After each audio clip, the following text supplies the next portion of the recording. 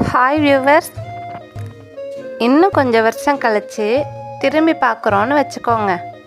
கொஞ்சம் வருஷம்னா இன்னும் 80 இல்லை 100 வருஷத்துக்கு அப்புறம் நம்ம யாருமே இங்கே இருக்க மாட்டோம்ல. அப்போது உங்களுக்கு திரும்பி நீங்கள் வாழ்ந்த வாழ்க்கையை பார்க்குற ஒரு வாய்ப்பு கிடைக்குதுன்னா, நீங்கள் கஷ்டப்பட்டு கட்டின வீட்டில் வேறு யாரோ வாழ்ந்துட்டுருப்பாங்க. இஎம்ஐ கட்டி வாங்கின அப்பார்ட்மெண்ட்டு ஒரு நாள் வேறு யாரோட சொத்தாவோ இருக்கும். ரொம்ப ஆசைப்பட்டு வாங்கின காரு, பைக்கு எல்லாமே ஒரு நாள் வேறு யாரோட கையிலையோ இருக்கும்.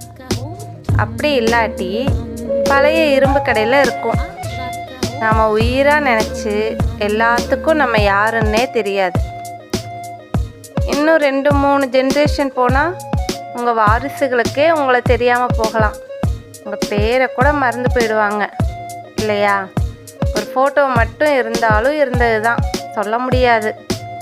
ஆனால் உலகம் ஒரு செகண்டு கூட நிற்காதுங்க.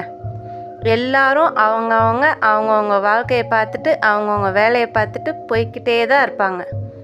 இப்போ ஒரு விஷயத்தை யோசிச்சு பாருங்களேன், நம்ம ஏன் இவ்வளவு ஸ்ட்ரெஸ் ஆகணும்? யாரோ ஒருத்தர் நம்மளை ரிஜெக்ட் பண்ணிட்டாங்கன்றக்காகவா, இல்லை ஒரு ஃபெயிலியருக்காகவா, யாரோ உங்களை பற்றி சொன்ன ஒரு வார்த்தைக்காகவா, இல்லை யாரோ உங்களை மதிக்கலைன்ற உங்களோட எண்ணத்துக்காகவா? அந்த யாரோன்றதுக்காக ஏங்க நாம் இப்படி இருக்கணும்? இதுக்காக ஏன் உங்கள் தூக்கத்தை தொலைக்கணும், உங்கள் சந்தோஷத்தை இழக்கணும்? வாழ்க்கை ரொம்ப சின்னது இல்லையா?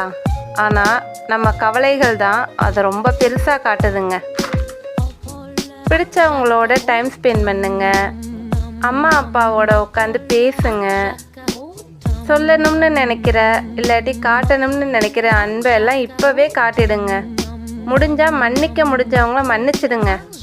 ஏன்னா ஒரு நாள் நம்ம எல்லாரும் போயிடுங்க.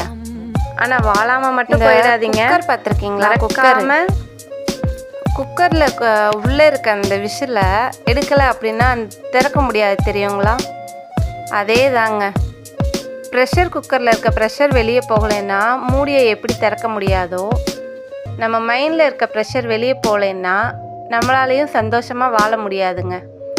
ப்ரெஷர் இருக்கலாம், ப்ரெஷரும் வாழ்க்கைக்கு உடம்புக்கு எல்லாமே ரொம்ப முக்கியம்தான். பட் தேவையில்லாத ப்ரெஷரை ஏங்க ஏற்றணும்? எல்லாத்தையுமே அவன் பார்த்துக்குவான் அப்படின்னு சொல்கிற அந்த நம்பிக்கையோட சப்ஸ்கிரைப் பண்ணிவிட்டு மறக்காமல் ஜாலியாக வாழுங்க. தேங்க்ஸ் ஃபார் வாட்சிங். லைக் பண்ணுங்கள், கமெண்ட்